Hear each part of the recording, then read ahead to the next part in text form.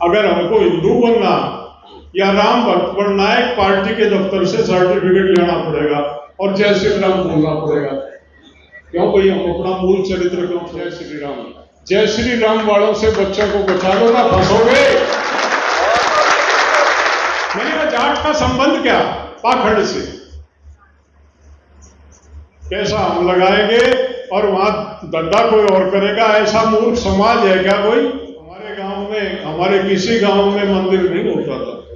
जब हमारे बुजुर्गों ने ये संगठन बनाया था तो समाज बहुत ही श्रेष्ठ समाज था। ना नशा था, ना दहेज था, ना कुरीति थी, हर तरह से हमारा श्रेष्ठ समाज था। उसमें भी वो काम कर रहे थे। आज तो समाज इतिहास की बात हो गया। आज वो ताकतें जो हम पे कभी हाथ नहीं डाल पाई, हम पोप और पाखंड के खिलाफ रहे हमेशा। हमने पोप और पाखंड को अपने पास नहीं आने दिया। हमारा भगवान हमारा काम था। हम कर्मयोगी थे। काम तो आज ऐसा हो गया, एक किले का किसान भी एक बिहारी रखता। वो छोड़ दिया हमने।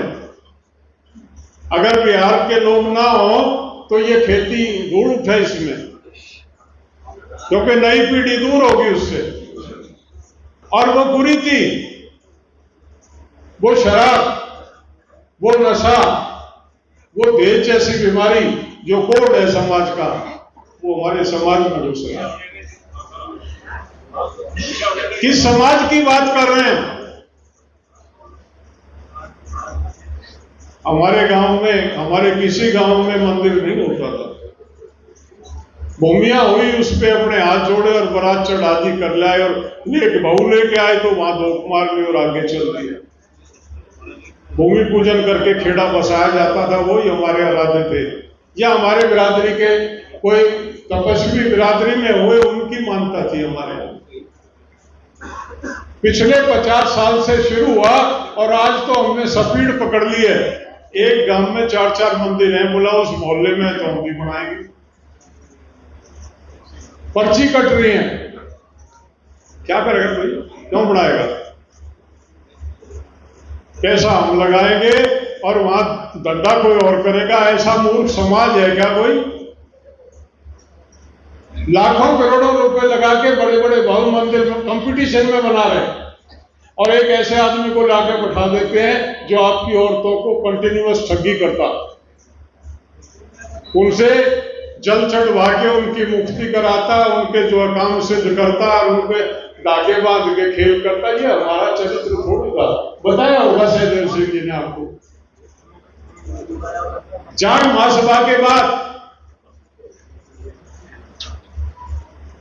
आर्य समाज का विस्तार पहले नहीं था। जाट महासभा के बाद समाज के लोगों ने सोचा कि आर्य समाज के और हमारे विचार मिलते हैं। स्वामी दयानंद ने स्वयं लिखा कि मैं उत्तर भारत में जब आया, वहां मैंने एक वैसी कौम देखी, अगर तमाम कौम इस तरह की हो जाए तो इस देश से पोप और पाखंड का खात्मा हो जाए। ये सत्यार्थ प्रकाश में स्वामी दयानंद ने लिखा। कहां गई वो श्रेष्ठता, कहां गया वो आचरण? आज जितने ढोंग, जितने पाखंड हैं, आज हम नतमस्तक होके खड़े हैं उन पाखंडियों के धर्म से। मेरी पीढ़ी और मेरी पीढ़ी से मेरे बच्चों तक तो मुझे पता किसी की जन्म पत्री नहीं थी। आज जो है रिश्ता करने जाते हैं लड़की का, क्या लिखा जन्म पत्री मिलाएंगे, जाट जन्म पत्री मिला रहे। अरे तेरी दादी की जन्म पत्री थी, तेरी माँ की थी, उनको दिक्कत नहीं हुई तो ये क्या दिक्कत है? अब क्यों घबरा रहा है तू भाई? नहीं, सारा पोप और पाखंड समाज। मैं ये बात इसलिए कह रहा हूं कि हमारा एजेंडा है जाट महासभा। हम कहां जा रहे हैं हमारे बच्चों को पता ही नहीं है। ये नौजवान आज आए, मैं बधाई देता हूं, आज इन्होंने रुचि ली है और ये सारा काम इनके लिए हो रहा है क्योंकि आगे इनको चलना है। सबका कन्फर्म टिकट है और हमारा सफर तो आगे जा रहा, लेकिन इनको करना और इनको बता के नहीं जाओगे तो ये दिशा भ्रमित होंगे और बदमाश इनको जोत लेंगे। इनको जाट बनाओ। जाट वो है जो कर्म योगी है, जो मेहनत करता, जो कमा के खाता, ठगी नहीं करता। जाट वो है जो दूसरों की मदद करता। जाट वो है अगर पड़ोस में भाई भूखा है तो उसको खिला के खाता। जाट वो है वो जो सबको लेके चलता। हम किसी जाति के विरोधी नहीं। गांव में और कोई आए ना आए, जाट को ये पता चल जाए कि गांव में किसी के साथ अन्याय और अत्याचार कोई कर रहा, चाहे उसका भाई भी हो, वो अपने भाई के विरोध में उस दूसरी जाति के व्यक्ति के पक्ष में खड़ा होता, वो जाट है, वो करेक्टर है जाट। क्या कहां जा रहे हैं हम अपना चरित्र खो रहे हैं। अभी भी जाट का एक रुतबा है, अभी भी एक झोंक है, अभी भी लोग भय मानते हैं, क्योंकि हमारे बुजुर्गों के कर्म और चरित्र अच्छा था। लेकिन जिस दिशा में हमारे बच्चे जा रहे हैं, ये उन भीड़ों में शामिल हो जाएंगे, इनको जूत मारेंगे आने वाले समय में। इनको जाट बना लो अगर बचना है, अगर ठीक से रहना है तो इनको बताओ हम क्या थे और कौन थे। लगे हुए हैं, मेरे खिलाफ बड़ी पंचायतें होती हैं। मैंने कहा जाट का संबंध क्या पाखंड से? हमारे यहां से जाते हैं लोग गंगा स्नान पे, जो चौधरी गया हुआ था हरिद्वार हर की पैड़ी पे, वो देख रहा था एक पंडित जी किसी के फूल गिरवाए, पैसे लिए, दक्षिणा ली, और वो निरंतर वहां सैकड़ों पंडित जी सुबह सुबह इस काम पे लगे रहते हैं, पैसे लेके और हाथ में पानी दे दिया, लोटा सूरज के मुंह कर दिया। वो कर्मकांड हो रहे थे, चौधरी देख रहा था, चौधरी ने धोती ऊपर करी और उल्टा मुंह कर लिया और पानी बहुत ऊंचे ऊंचे पानी फेंकने लगा। बेड़ी इकट्ठी होगी, क्योंकि हिंदुस्तान में मजमा जमता। लोगों ने सोचा कोई पागल हो गया, बुढ़ा देखने के लिए खड़े हो गए।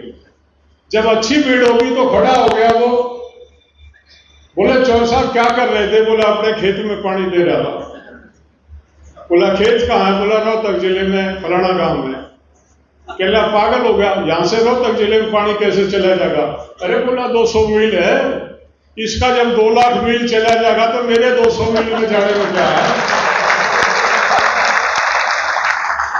बेवकूफ नहीं था वो, उसने कोप और पाखंड पे अटैक किया था, उसने आईना दिखाया था। जाट कर्मवादी है, जाट का चरित्र है। आज कई कहते हैं आज सबसे बड़ा खतरा 2 तरह का समाज हो गया।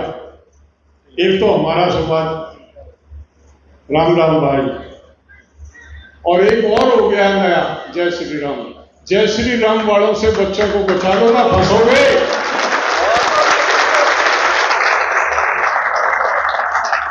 हम पैदा हो, हमने बचपन से जब से होश संभाला, हमारे बुजुर्ग ले राम का नाम, कोई मिल गया भाई राम राम, शादी है बोला भाई भट्टी खोदो राम का नाम लेके, कोई अच्छा काम करना बोला राम का नाम लेके शुरू कर दो। हमसे बड़ा कोई राम भक्त है? आज ये हमसे सर्टिफिकेट मांग रहे हैं। अगर हमको हिंदू बनना या राम भक्त बनना है, पार्टी के दफ्तर से सर्टिफिकेट लेना पड़ेगा और जय श्री राम बोलना पड़ेगा। क्यों भाई, हम अपना मूल चरित्र क्यों छोड़? हमारे बूढ़े तो बैल खोलते थे सुबह, बोला ले राम का नाम, हड़ में जुआ रखा और पकड़ा, हड़स पकड़ी और बोला ले राम का नाम। गाड़ी के पंजारे बैठा तो ले राम का नाम। हम तो थे ही राम भक्त, हमारे राम तो कण कण में है, लेकिन ये जय श्री राम की कल्चर आ गई है और आप उसको समझ नहीं पा रहे हो कि जय श्री राम और राम राम में अंतर। अपनी पीढ़ी को अगर जय श्री राम से नहीं बचाया तो फंस जाओगे। गधा बना के ला देंगे हमारे बच्चों को, मजदूरी कराएंगे इनसे।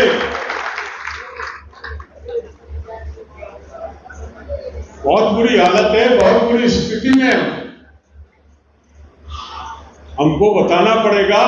हमारे बुजुर्ग बौद्ध हुए, 2500 साल पहले सब जाटों ने बौद्ध धर्म को अपनाया, क्योंकि वो मूर्ति पूजा के खिलाफ थे, पोप और पाखंड के खिलाफ थे। 7वीं शताब्दी में एक माउंट आबू पे यज्ञ हुआ। पाखंडियों ने एक षड्यंत्र करके कुछ बदमाशों को इकट्ठा करके मारकाट की। हमारे 2 लाख जाटों को मारा गया उस टाइम। 2 लाख आदमी हमारे मारे गए। भाई जिसको बात करनी बाहर चला जाए, यहाँ कोई जरूरी नहीं, किसी ने नहीं बुलाया। अगर आपको सुनना है तो बैठो और डिस्टर्ब करना है तो जाओ। उसके बाद 7वीं शताब्दी में इस्लाम आया।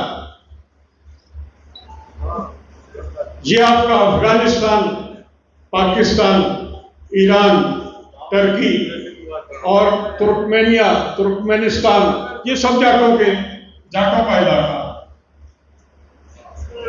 ये जाटों के जो पूरे जाट हैं उन इलाकों में, लेकिन इस पोप और पाखंड से तरस थे, कन्वर्ट हुए, इस्लाम को अपनाया उन्होंने। किसी के दबाव में नहीं अपनाया, उस पाखंड के विरोध में इस्लाम को अपनाया। जो बचे हुए थे उन्होंने गुरु नानक को अपनाया। जो बचे हुए थे उन्होंने गुरु नानक को अपनाया कि गुरु नानक भी पोप और पाखंड का विरोध करते थे। और जो उसके बाद भी बच गए उन्होंने स्वामी दयानंद को अपनाया। जाट हमेशा रिफॉर्मर रहा, जाट हमेशा पोप और पाखंड का विरोधी रहा। तो हमको आगे बढ़ना है तो पहले तो अपनी पीढ़ियों को उस पोप और पाखंड की तरफ जो बढ़ रही है वो वहां जाने से रोकने का प्रयास करना पड़ेगा। ये हमारा जाट महासभा का पहला एजेंडा। गलत तो नहीं कह रहा हूं मैं।